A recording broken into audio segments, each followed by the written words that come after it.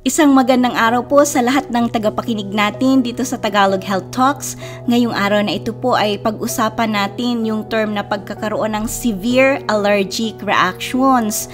Maganda po na malaman natin ito sapagkat kung ito man po ay mangyari sa inyo in the future or kung ito ay mangyari sa isa sa kasamahan nyo sa bahay, sa trabaho, lalong-lalo na po kung ito ay mangyayari sa isa sa mahal nyo sa buhay, at least mas malaki po ang chance na maiisalba yung buhay or mai-save yung buhay. Ngayon, pag sinabi po nating severe allergic reaction, ano po? Ito din po yung tinatawag sa medical term na anaphylaxis. At maaari pong magkaroon ng severe allergic reaction ang isang tao dulot ng sa gamot, kapag siya ay allergy sa gamot. Halimbawa, allergy siya sa mga NSAIDs tulad ng ibuprofen. Kapag siya ay may allergy sa pagkain, halimbawa, kung may allergy po ang isang tao sa hipon, alimasag, or dito po sa Amerika, very common po dito, lalo na sa mga bata, yung allergy sa nuts or peanuts. Kahit po may maamoy lang sila, posible pong matrigger yung allergy ng mga bata. Or posible din naman po magkaroon ng severe allergic reaction ng isang tao nang dahil sa kagat ng isang insekto.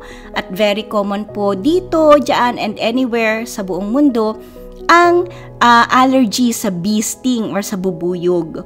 Ngayon, kung kayo po ay makakaranas ng severe allergic reaction, pumunta po kaagad kayo sa pinakamalapit na ospital para mabigyan po kaagad kayo ng tamang gamot at maiwasan ang pagkawala ng buhay ng isang tao. Ngayon, pag tinawag po nating severe allergic reactions, para madali po nating matandaan, mag-focus po tayo doon sa tinatawag na ABC, airway, breathing, and circulation. Sa severe allergic reactions po, nagkakaroon tayo ng problema sa tatlong ito.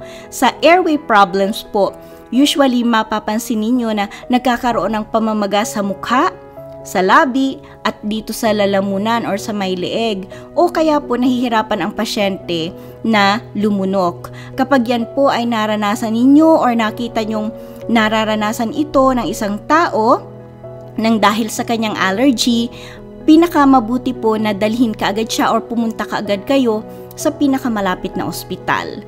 Ngayon, yung B, breathing problems.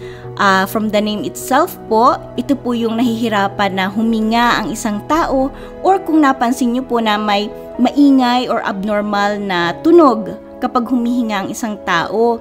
Posible pong dahilan yan kapag nagkaroon ng allergic reaction ng tao, magkakaroon po ng pagkipot doon sa airways, sa daanan ng hangin. Pwede pong dito sa ating trachea o kaya doon sa ating mga bronchi or sa bronchioles. So kikitid po yan, at pag kumitid ang daanan ng hangin, ibig sabihin mas kokonting oxygen ang makukuha ng iba't ibang bahagi ng ating katawan tulad ng ating utak, ng ating puso, ng ating kidneys. Kapag kokonting oxygen ang nakuha ng ating katawan, mamamatay ang ating mga cells, ang mga tissues, at pwede pong magkaroon ng organ failure. Ibig sabihin, hindi na makakatrabaho ng ayos ang ating katawan. Kaya yan po, kapag napansin ninyo na nahihirapang huminga o kaya nagiging maingay yung paghinga, dalhin po kaagad ang pasyente sa pinakamalapit na ospital. Pangatlo, yung tinatawag na circulation problem. Pag sinabi naman pong circulation problem, it pertains doon sa blood circulation or problema sa daloy ng dugo. At makikita po ito usually kapag nakaranas ng pagkahilo ang pasyente or pagkawala ng malay. Medical emergency po yan. Kapag nakita ninyo na parang nagkaroon ng allergic reaction tong tao at nahihilo siya, dalhin nyo na kaagad po ang pasyente sa pinakamalapit na ospital. Tandaan po natin na itong anaphylaxis or itong severe allergic reaction, ito po ay isang life-threatening na kondisyon, at kapag hindi po naagapan, posible nga pong mawala ang buhay ng isang tao. Posible nga pong mawala ang buhay ng isang tao. Usually din po kapag nakaranas ng severe allergic reaction ng isang tao, ang kanyang blood pressure ay biglang babagsak at ang kanyang mga airways ay kikitid. Kapag po bumagsak ang blood pressure ng isang taong nakakaranas ng severe allergic reaction, same way, mas kokonting dugo ang makakadaloy sa iba't ibang bahagi ng kanyang katawan. At tandaan po natin na kasama dito sa ating dugo, lalo na doon sa ating red blood cells, ang oxygen. And of course, yan po ang nagsusustain ng ating buhay kapag ang ating katawan ay nakakakuha ng enough oxygen. Ngayon, tandaan din po natin na itong severe allergic reaction mula sa halimbawa sa pagkain or sa gamot o sa kagat nga po ng insekto, pwede po itong mangyari within seconds or minutes na matrigger ang ating katawan. At ito pong anaphylaxis ay kailangan po na mabigyan kaagad ng pangunang lunas ang pasyente. Usually po tuturukan ang pasyente ng epinephrine na gamot para ma-counteract itong mga severe allergic reactions na nangyayari sa pasyente. At ang iba pa pong mga palatandaan na nagkakaroon ng allergic reaction ng isang tao, usually po common yung pagkakaroon ng mga skin rashes or skin reactions katulad po ng mga pantal-pantal or hives, at mapapansin nyo po yung kanyang balat ay parang biglang puputla. Epekto din po yan ng low blood pressure niya at magkakaroon po ng low blood pressure or hypotension ang pasyente. Kaya usually makakaranas po ang pasyente ng pagkahilo or posibleng pagkawala ng malay. At common din po yung magkakaroon nga po tulad ng ating nabanggit, pamamaga sa dila o kaya dito sa lalamunan, at pwede po itong magresulta doon sa wheezing, yung parang humuhuni kapag may asthma ang isang tao. So, maingay or abnormal na breath sound, at pwede pong kasabay din ng mga sintomas na ito, palatandaang ito, ang pulso ng pasyente ay weak pero mabilis.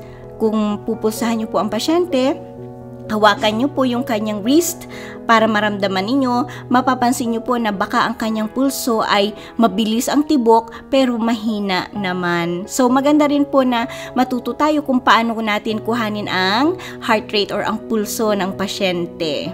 Tapos, pwede rin pong makaranas ang pasyente ng nausea or yung pagduduwal at pagsusuka, at meron pong ibang nakakaranas ng pagdudumi or diarrhea. At yun nga po, katulad ng lagi nating nabanggit, yung pagkahilo or pagkawala ng malay.